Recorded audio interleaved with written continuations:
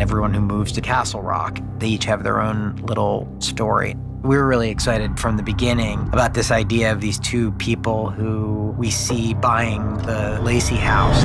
Would they consider including the art? And Molly is selling them this house, trying to essentially smooth over the idea that all of these terrible things have happened inside of this house. We got a booking. And it turns out they had some secrets of their own.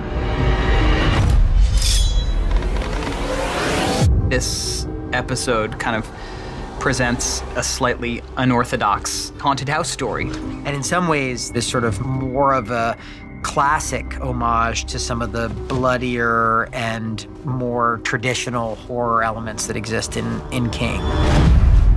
It never happened.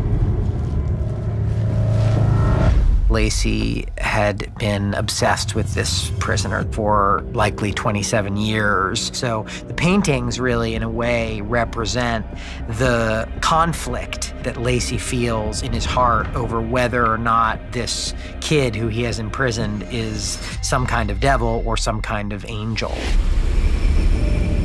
The arc that Jackie has been on in this sort of fear of missing out in her place in Castle Rock and the feeling that nothing interesting has happened since the bad old days. Nice to meet you. You too. This is kind of a moment where Jackie finally finds herself in a situation where there is something very strange afoot, and even she starts to notice that these people maybe are not what they seem. Jackie has been waiting her entire life for the opportunity to bury a hatchet in someone's head. That's sort of her birthright. It was really gratifying to give her the chance to do that.